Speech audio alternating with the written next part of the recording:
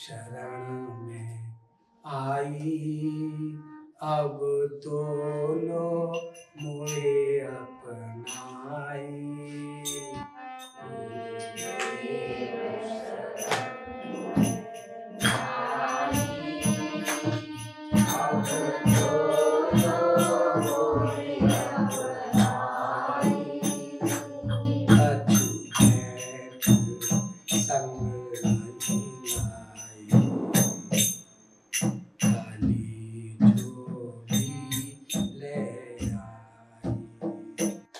अछूत संग नहीं लाई। खाली झोली ले आई। गुरुदेव शरण में आई। अब तो लो मोहे अपनाई। गुरुदेव शरण में आई। अब तो लो मोहे अपनाई। कछु भेंट संग नहीं लाई। खाली झोली ले आई। कछु भेंट संग नहीं लाई। खाली झोली ले आई।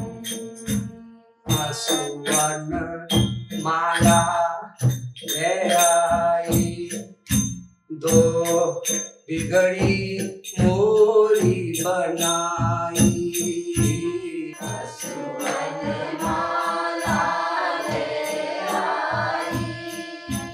दो बिगड़ी मोरी बनाई।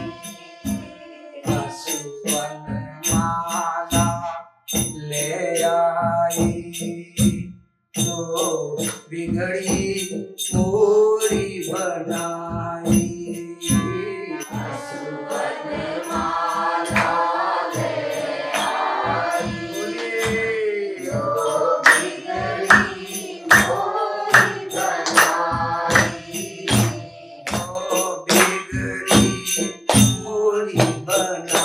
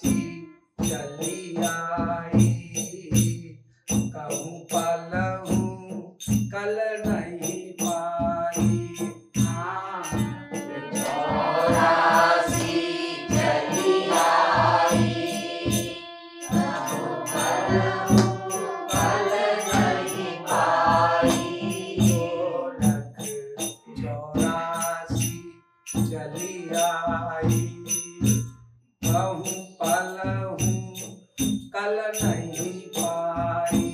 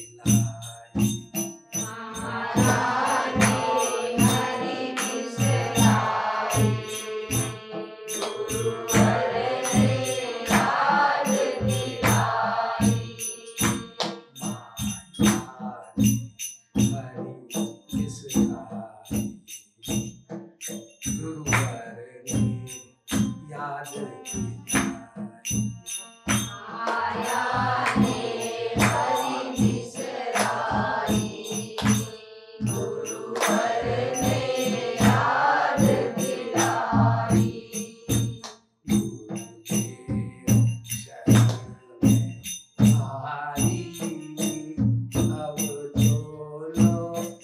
कल नहीं पाई। माया ने हरि बिसराई,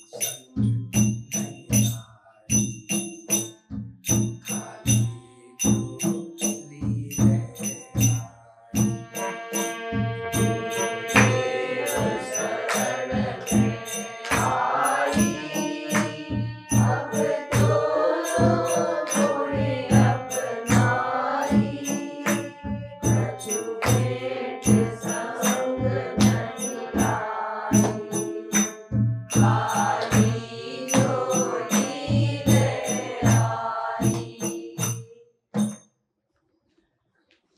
इसमें दो पंक्तियां जगत गुरु तम श्री कृपालु महाप्रभु जी ने लिखी हैं और बड़ी इंपॉर्टेंट है।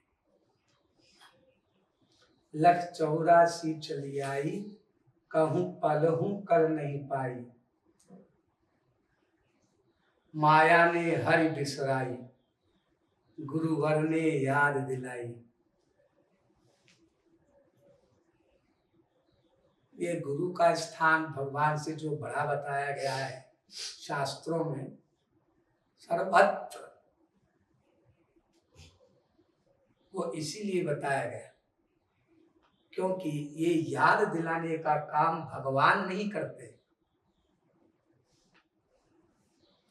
ये याद दिलाने का काम संत रूपी भगवान करते हैं।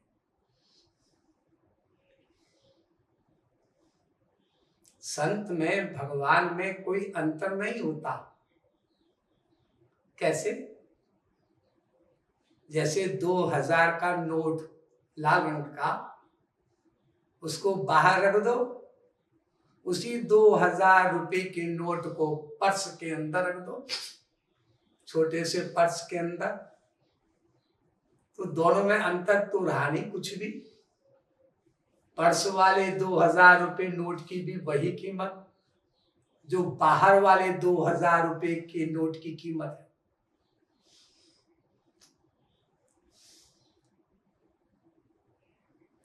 तो जो भगवान सर्वव्यापक हैं, दिखाई नहीं पड़ते,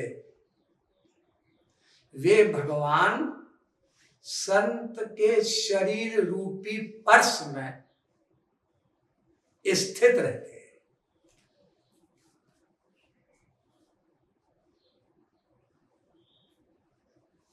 ये सर्वव्यापक भगवान हमारे कौड़ी काम के नहीं है। बने रहे भगवान अपने घर के जी भगवान, अरे भगवान हो तो डंडे चप्पल जूते लाद भूसे मुक्के क्यों मिल रहे हैं हमें खाने को? सर्वव्यापक हो, सब जगह हो, देख रहे हो, और तुम ये भी कहते हो कि सब जीव भगवान के बेटे हैं, पुत्र हैं। अमृतस्य वही पुत्रा, वेद कहता है। तो अपना बेटा चप्पल खा रहा है, ऐसा बाप कोई देख करके अनदेखा कर देता है क्या? बोलो, यहाँ तो कई पिता बैठे होंगे, उनका कोई संतान पुत्र या पुत्री चप्पल जूते खाए और आदमी अंधा बना रहा है। ये तो साधारण संसारी पिता भी नहीं करता। आप क्या उससे भी गए बीते निकले? सर्वव्यापक हैं और सर्वशक्तिमान भी हैं, सर्वसमर्थ भी हैं, फिर भी चप्पल जूते लात घूसे मुक्के खाने वाले बेटे को बचा नहीं सकते। कैसे ऐसा भगवान किस काम का जी? और फिर इसको कहा जाता है वो दयालु भी है। वाह वारे दयालु भगवान।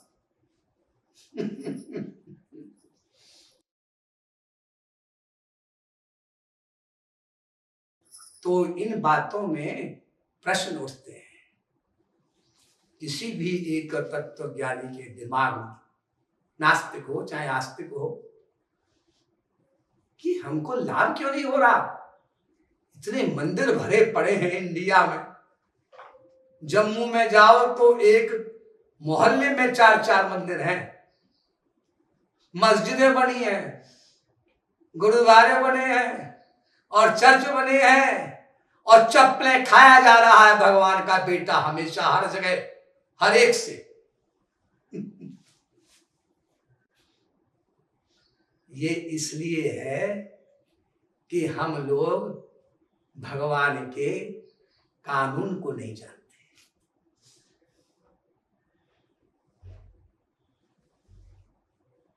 कि भगवान किस कानून से वर्क करता है। अपना कानून छोड़ेगा नहीं भगवान। इसलिए भगवान का कानून क्या है ये भगवान नहीं बताता, ये समस्या है। बताया भी है तो वो वेद में बताया है, जो खाग धूल पत्थर समझ में नहीं आता। वेद की संस्कृत साधारण संस्कृत ही समझ में नहीं आती लोगों को, फिर वेद की संस्कृत। और चलो कोई आदमी 40-50 साल तक स्टडी करके समझ भी ले तो वेद की वाणी नहीं समझ में आती है। ये बोलता क्या है? सब उल्टा पुल्टा। भगवान के गुण बताए गए तो ऐसे बताए गए कि सरस्वती बृहस्पति और ब्रह्मा भी, उनकी बुद्धि भी मात खा जाए।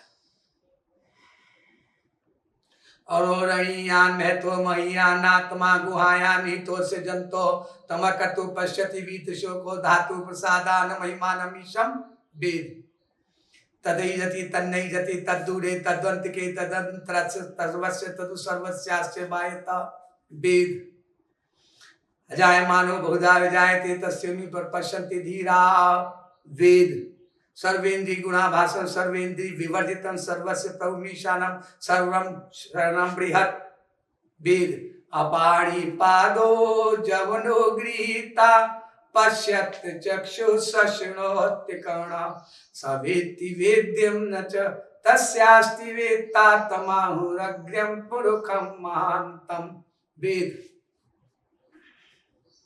यानी भगवान के बारे में ये उल्टी बातें लिखी हैं।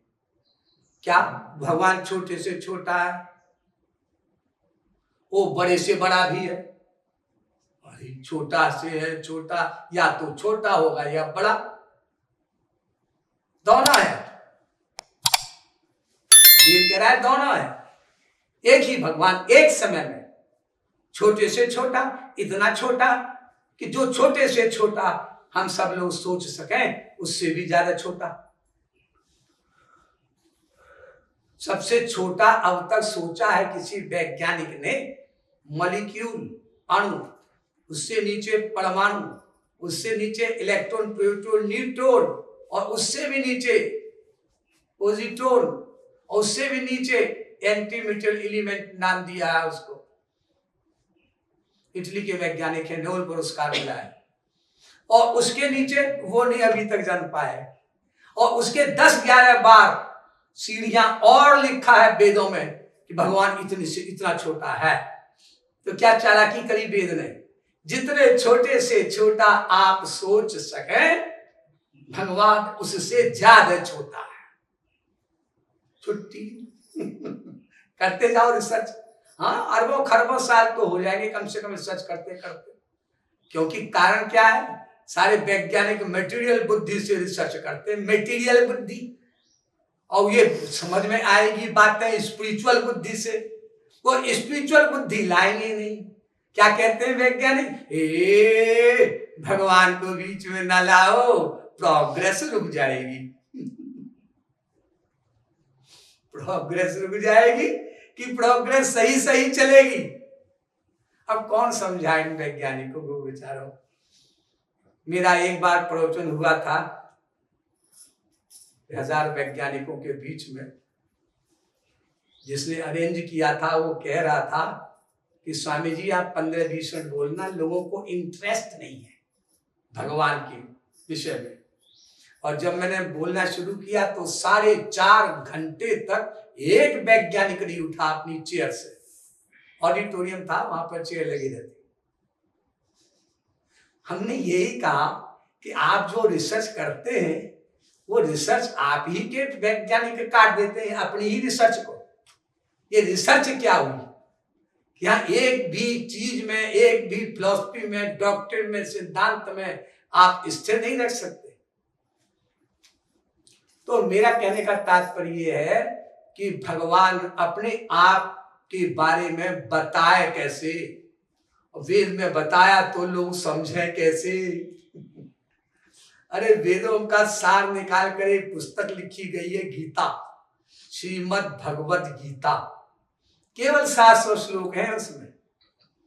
लेकिन हैरानी होगी आपको जान करके कि जब से गीता लिखी गई और सारी भाषाओं में, सारे वर्ल्ड में अनुवाद हो चुका है श्रीमद् भगवत गीता का, हर एक भाषा में, चाइनीज भाषा में भी, उर्दू में भी, अरबी में भी। और तो एक मुस्लिम कंट्री का राष्ट्रपति था तुर्की का, वो तो डेली पढ़ता था गीता। अब कहता था मुझे बड़ी शांति मिल रही है गीता से साहब। और पढ़ते पढ़ते जो इंटरेस्ट आया तो उसी ने तुर्की भाषा में गीता का अनुवाद भी कर दिया। पाकिस्तान में भी गीता पढ़ाई जाती है, उस भाषा में भी गीता है, जर्मनी में भी, इटली में भी, फ्रेंच भाषा में भी। अरे बाकी इंडिया तो गुजराती, बंगाली, नेपाली, कन्नड़, तेलुगु, मलयालम वगैरह ये तो सब साधारण बातें हैं। लेकिन 5000 साल पहले ये गीता भगवान श्री कृष्ण ने अर्जुन को सुनाई और अर्जुन ने सुन ली और समझ ली। लेकिन तब से लेकर आज तक एक भी दूसरा अर्जुन पैदा नहीं हुआ जो गीता को समझ ले कि गीता है क्या, इसमें लिखा क्या है, ये क्या बोलती है, what is the essence of the Gita. कुछ हुआ ही नहीं दूसरा पैदा। ये गीता इतनी छोटी सी पुस्तक भी जब समझ में नहीं आ रही तो जिस वेद में 1 लाख मंत्र हो, 4 लाख श्लोक पुराणों में हो, 1 लाख श्लोक महाभारत में हो, उनको हम लोग पढ़ने जाएंगे और ज्ञान प्राप्त करेंगे। कर सकते हैं क्या? योगियों की उम्र प्राप्त हो जाए हजारों साल की, तब भी नहीं कर सकते। इसलिए दयालु भगवान ने क्या किया, अपने महापुरुषों को भेजा, इंडिया में संतों को भेजा। और हर एक ग्रंथ में, चाहे मुस्लिम हो, सिख हो, हिंदू हो, क्रिश्चियन हो, महात्माओं का इंपॉर्टेंस बड़ा बताया गया, भगवान से अधिक।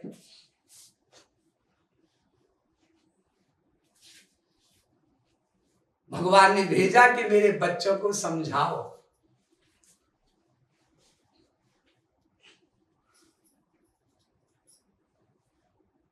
और भेजा क्या, शरीर है बस केवल हम लोगों जैसा किसी संत का, अंदर वो संत नहीं है, अंदर स्वयं भगवान है वो। क्योंकि भगवान के अलावा भगवान को विश्व में कोई पर्सनैलिटी नहीं जान सकती,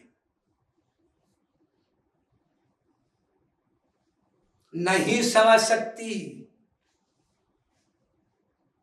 और भगवान जब किसी को दर्शन देता है ना, पहले फर्स्ट ऑफ ऑल जब मुलाकात करता है हम लोगों से, कभी भी जब मुलाकात होगी भगवान की, कभी किसी संत की कृपा से किसी जन्म में, इसी जन्म में या फिर कभी, तो भगवान सबसे पहले क्या काम करते हैं? फर्स्ट स्टेप क्या उठाते हैं? जिसको दर्शन देते हैं उसको भगवान बना देते हैं।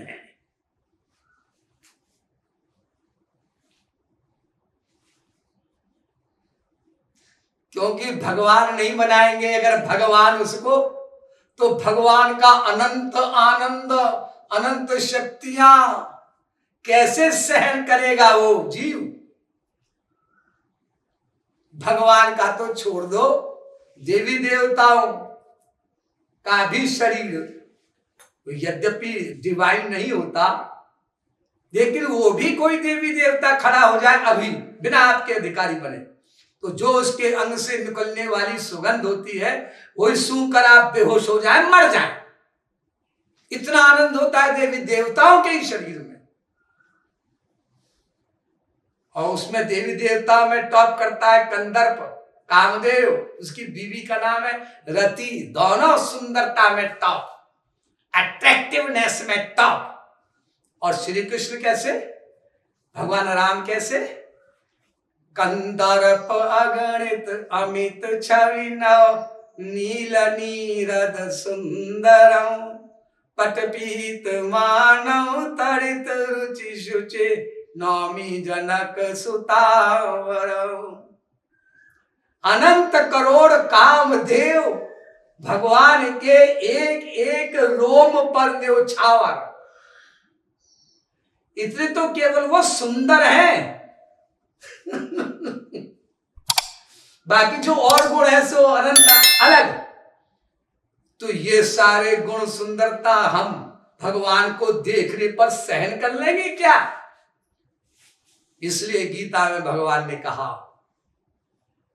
तेषाम सततीर्थानां भजतां प्रीतिपूर्वकं, ददामि बुद्धि योगं तम ये मामुपयान्ति ते। हे अर्जुन, जिसको मैं पहले दर्शन देता हूं, 10वां अध्याय गीता का 10वां श्लोक, तो उसको मैं भगवान बना देता हूं। महाराज जी,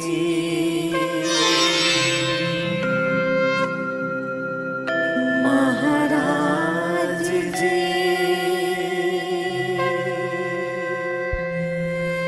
महाराज जी।